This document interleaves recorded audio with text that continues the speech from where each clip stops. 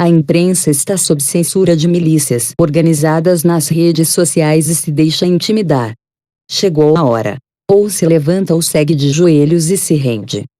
Momento em que Santiago Andrade é atingido. Como confundir um artefato com bomba de gás? A imprensa está sob censura. Não é mais aquela ditada por um regime de força. Não é a censura institucional. Não é a censura determinada por um governo tirano. A imprensa está sob a censura de milicianos que se organizam nas redes sociais. Repórteres, hoje em dia, veem, mas já não enxergam. O jornalismo chega a uma encruzilhada. Vai para que lado?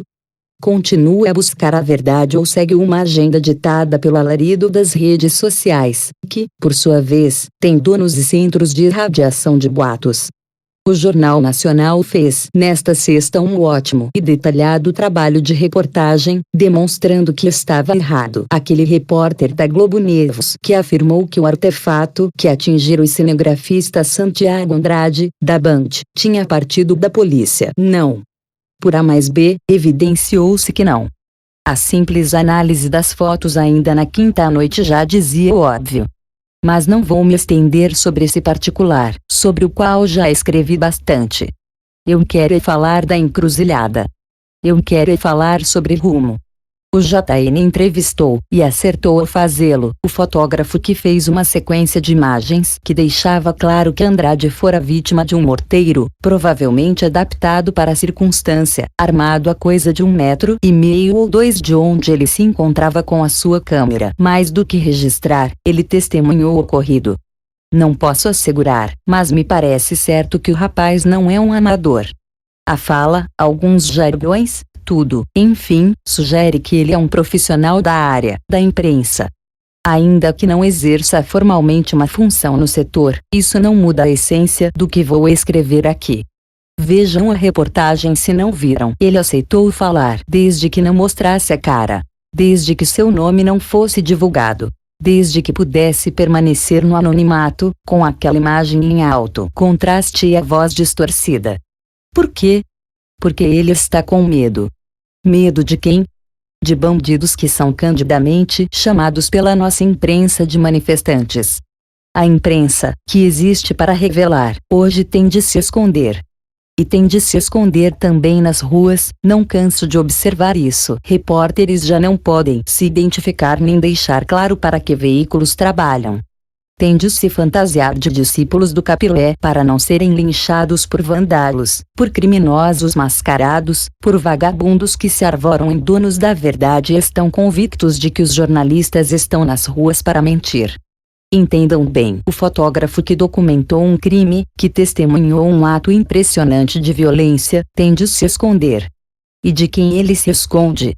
Da ditadura, do governo, do poder. Não, ele se esconde dessa corja de extremistas, de minoritários, de fascistoides. É incrível. Releio os textos que escrevi a respeito do assunto de junho para cá. Sei o quanto apanhei até de alguns leitores fiéis, que achavam que eu não estava entendendo o que estava em curso. Ouso dizer, com a modéstia de que sou capaz, e, vá lá, não é a minha característica mais saliente, eu sei, que eu estava entendendo tudo, sim. Desde o princípio. O que nós, da imprensa, ganhamos ao chamar de pacíficos os violentos. O que nós, da imprensa, ganhamos ao negar o caráter autoritário de certas manifestações. O que nós, da imprensa, ganhamos ao satanizar a polícia quando ela acerta e quando ela erra. O que nós, da imprensa, ganhamos ao afirmar que os manifestantes é que reagem com paus, pedras e coquetéis molotov às bombas da polícia quando, na esmagadora maioria das vezes, acontece o contrário? Mas essas perguntas ainda não são boas. Há uma melhor. O que a população do Brasil ganha com isso? E há uma pergunta ainda mais pertinente. O que a verdade ganha com isso? Apanhei. Sim, eu apanhei na rua, e outros tantos também, por isso, inclusive, conheço de perto bomba de gás e bomba de efeito moral. Foi para poder dizer o que penso e o que considero verdade mostrando a minha cara, não para ter de me esconder de mascarados asquerosos, protegidos pelas babás de terno da OAB do Rio. Boa parte dos que temos certa idade, estou com 52, corremos riscos, uns mais, outros menos, para que a imprensa pudesse ser livre, não tendo de se submeter a ninguém, nem a essas milícias. Os tempos que vivemos são tão cinzentos em certos aspectos que as pessoas, mesmo eventualmente de boa fé, não se dão conta quando dizem barbaridades. O fotógrafo que concedeu a entrevista ao JN presta um serviço à verdade, mas como eu poderia ignorar este trecho da sua fala? Prestem atenção ao destaque. E reparei que nessa hora eu vi um homem com um lenço no rosto preto, calça jeans, com uma camisa cinza, arreado, tentando acender um artefato, um foguete, um foguetezinho. Nesse momento, quando eu levantei a câmera para fazer essa foto, o homem conseguiu acender esse artefato e saiu correndo.